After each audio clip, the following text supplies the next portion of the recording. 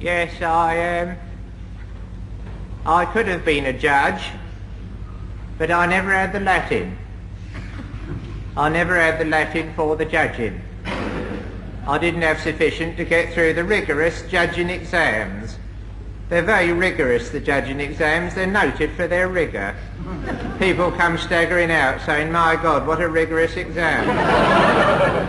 But I managed to become a miner instead, a coal miner.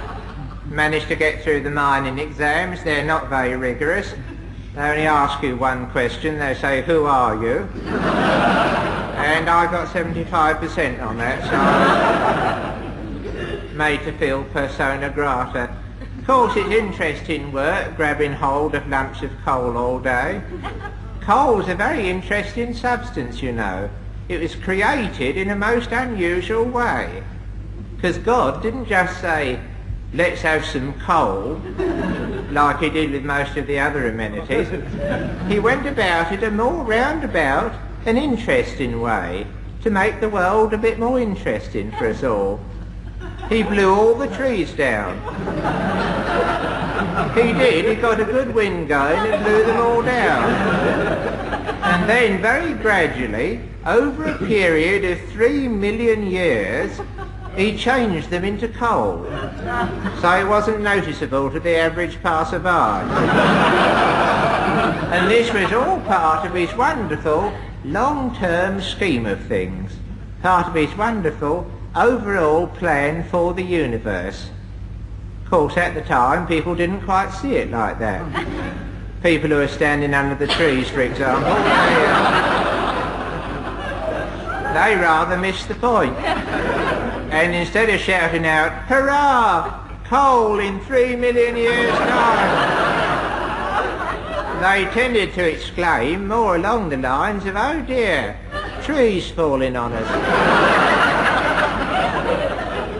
That's the last thing we want. And of course for most of them it's the last thing they got. Their prayers were answered in a roundabout way, because if you ask, you're always given it. But it is an interesting substance, and it's a wonderful substance to work with, coal. I've written a book about my experiences down the mine, written a book based on the experiences I've had down the mine. It's called My Experiences Down the Mine. It's a wonderful story. It's the story of a man who goes down the mine and he sees a lump of coal quite near him. Aha, he says, the very thing I'm looking for. And he bends down and picks it up and he lifts it up to about his stomach level and then he shoves it away into a trolley. And the trolley wheels away down a long dark tunnel and he never sees it again. That's the story. It's very short, but it is extremely boring.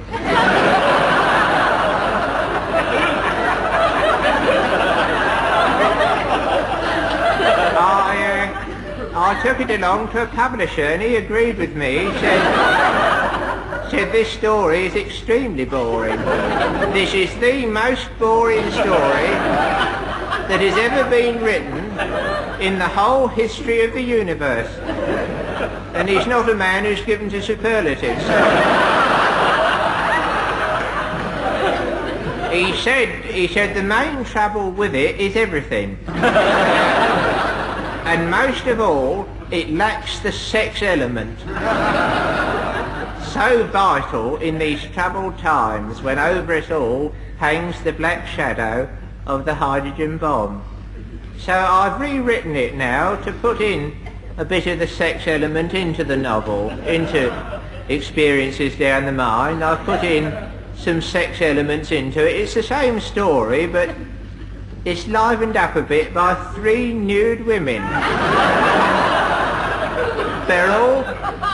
Beryl, Stella and Margaret. 3 nude ladies who've come down the mine for a bit of a dance.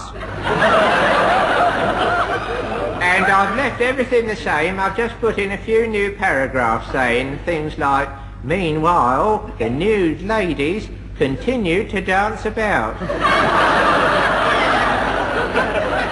It's done wonders for the book. I can scarcely put it down now. Wonderful story. Of course, that's the wonderful thing about being an author. You can put as many nude women in as you like. My next book's called A Million Nude Women.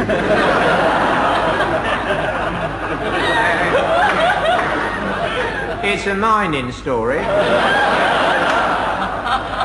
It's a story of a million nude women who are wandering about in the desert looking for somewhere to sit down.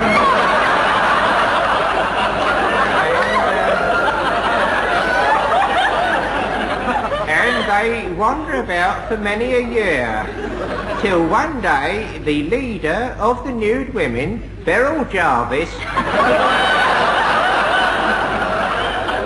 sees a disused mine. "Come on, girls," she shouts. She has to shout because the last ones are about 6 miles back. "Come on, girls. Here's a disused mine at last. Let's all rush down it and dance about." And all the nude ladies rush down the mine after Beryl Jarvis and begin to dance about. It's a scene unparalleled in mining history.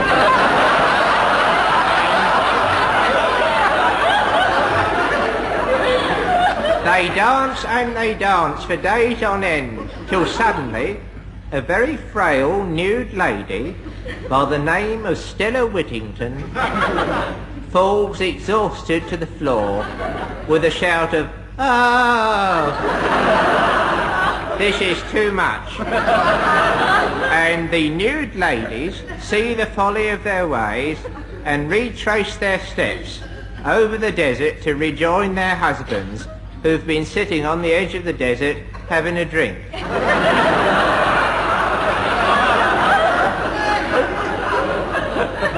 It's a wonderful story. It'd make a wonderful film. Did you notice, for no apparent reason, very suddenly I went, "It's an impediment I've got from being down the mine." Because one day I was walking along in the dark, I saw the body of a dead pit pony. I went in surprise. Ever since then I've been going unexpectedly, and that's another reason why I couldn't be a judge.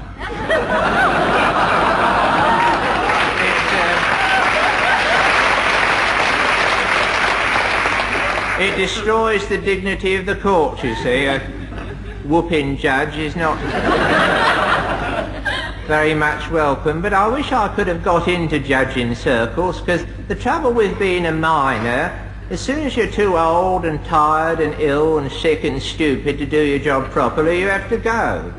Well, the very opposite applies with the judges. So all in all, I would rather have been a judge than a miner, because I've always been after the trappings of great luxury. I've always fancied them. Yet I've got hold of the trappings of great poverty. I've got hold of the wrong load of trappings. And a rotten load of old trappings.